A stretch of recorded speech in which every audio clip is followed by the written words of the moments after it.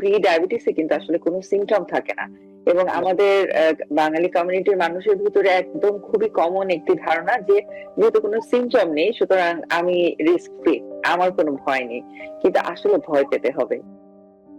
বাবা মা দুজনে ডায়াবেটিস আছে, তাদের উচিত যে না, আমি অ্যাট লিস্ট বছরে ২ বার আমি ডাক্তারের কাছে গিয়ে হিমোগ্লোবিন A1C চেক করাবো আর আমি হেলথি লাইফস্টাইল মেইনটেইন করব।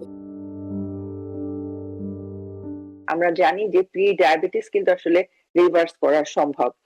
তো এটা সম্পর্কে আপনি যদি আবার একটু বলেন যে রিভার্স করা সম্ভব বলতে আমরা কি বুঝছি? কারণ আমি অনেকের সাথে কথা বলে দেখেছি, আমরা বিশেষ করে আমি বারবার বলছি যে আমাদের বাঙালি কমিউনিটিতে যে এই যে প্রি ডায়াবেটিস এর গুরুত্ব, এটা রিভার্স করা সম্ভব।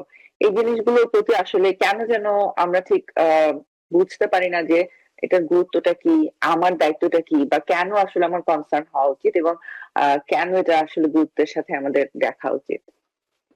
এটার কারণ হচ্ছে মেইনলি যাদের প্রি ডায়াবেটিস আছে অলরেডি, তাদেরই কিন্তু সম্ভাবনা ডায়াবেটিস হওয়ার খুবই বেশি ইন কম্পারিজন টু যাদের প্রি ডায়াবেটিস নেই। ওইসব ক্ষেত্রে তাদের ফার্স্ট টার্গেট হওয়া উচিত, যেমন কেউ যদি ওভারওয়েট থাকে, যেমন কেউ যদি সিম্পলি 5 to 7% বডি লুজ করতে পারে, ওইসব পেশেন্ট কিন্তু যে ভালো একটা রেসপন্স পায়। যেমন দেখা গেল আমার যে haemoglobin A1C after 6 months, after 1 year haemoglobin A1C টা অনেক কমে গেছে। যদি simply just 5 to 7% body weight loss, যেটা হচ্ছে নাম্বার 1। Number 2, activity level. যে মানে আমার মনে এই জিনিসটা আজকাল অনেকেই জানে যে মানে daily at least half an hour করে বা 30 মিনিটস করে যদি অ্যাক্টিভিটি করে সপ্তাহে 5 দিন, ওইসব অ্যাক্টিভিটি আমি বলতেছি যে ইভেন সিম্পল ফাস্ট ওয়াকিং, এমন যে স্ট্রেংথেনিং এক্সারসাইজ করতে হবে এমন কেউ যদি না পারে সেটা আলাদা জিনিস, কিন্তু যে ফাস্ট ওয়াকিং যদি করে, ডেইলি 30 মিনিটস করে হাঁটাচলা করে, প্লাস তাদের যদি খাওয়া দাওয়াটা মেনটেন করে, খাবার দাবার মানে অলওয়েজ যে মানে অল্প পরিমাণে খাবার এবং যেগুলো বেশি ক্যালোরি রিচ না, বেশি বেশি কার্বোহাইড্রেট নাই, বেশি ফ্যাটি ফুড না, মানে এগুলো যদি মেনটেন করে। আর কারো যদি ফ্যামিলি হিস্ট্রি থাকে, তাদের তো আরো বেশি সাবধান হওয়া উচিত ফ্রম দ্য ভেরি বিগিনিং।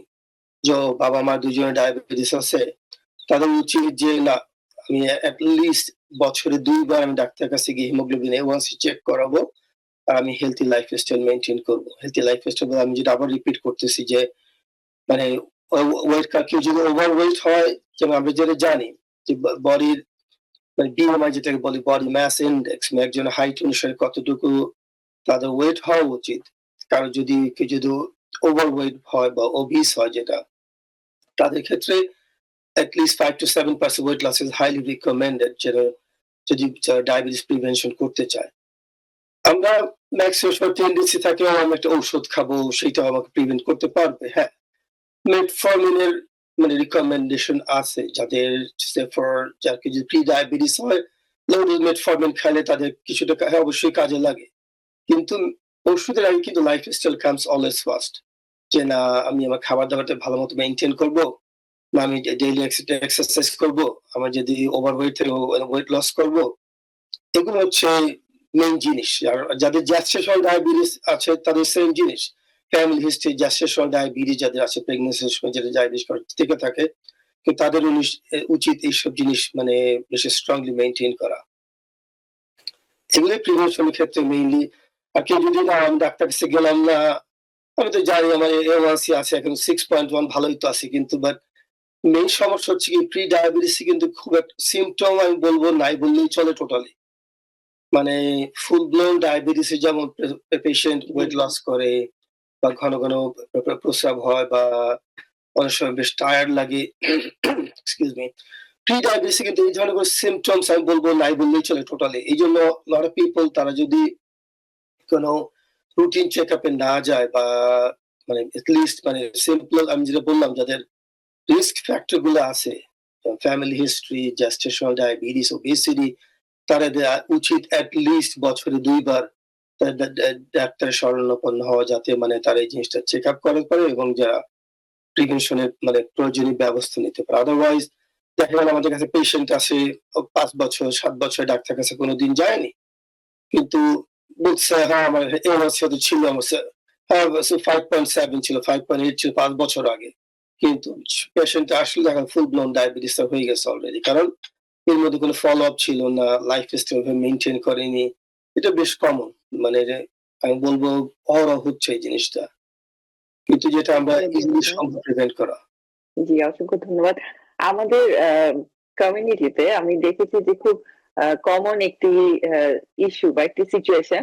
আমি যদি কাউকে বলি যে আপনার লাইফস্টাইল ফলো করছেন বা লাইফস্টাইল মেইনটেইন করছেন, আপনার তো যেহেতু borderline diabetes, pre diabetes আ হয়ে গিয়েছে বা কিছু। তো বলে যে, "না আমার তো আসলে কোনো সমস্যা নেই।" আপনি যেটা বললেন খুবই গুরুত্বপূর্ণ কথা যে প্রি ডায়াবেটিস এ কিন্তু আসলে কোনো সিম্পটম থাকে না। এবং আমাদের বাঙালি কমিউনিটির মানুষের ভিতরে একদম খুবই কমন একটি ধারণা যে, যেহেতু কোনো সিম্পটম নেই সুতরাং আমি রিস্ক ফ্রি। আমার কোনো ভয় নেই। কিন্তু আসলে ভয় পেতে হবে। কারণ ডায়াবেটিস একবার যদি হয়ে যায়, আমরা জানি যে এটা কিন্তু আসলে ডায়াবেটিস কোনো অসুখ নয়। কিন্তু এটি সমগ্র অসুখের উপসর্গ। ডায়াবেটিস আমাদের শরীরের সমস্ত সিস্টেমকে কিন্তু এফেক্ট করে এবং এটি অনেকটা ক্যান্সার বা বলা যায় ক্যান্সারের থেকেও খারাপ। কারণ ক্যান্সার অ্যাগ্রেসিভ এবং সেটা খুব অল্প সময়ের ভিতরে হয়তোবা মানুষকে গ্রাস করে ফেলতে পারে। কিন্তু ডায়াবেটিস কিন্তু গ্র্যাজুয়ালি একটা মানুষকে ধীরে ধীরে একদম অনেক কঠিনভাবে এফেক্ট করে ফেলতে পারে এবং এটা অনেক কমপ্লিকেটেড সাফারিংস। আসলে আমরা কেউই চাই না এ ধরনের সাফারিংস এক্সপেরিয়েন্স করতে।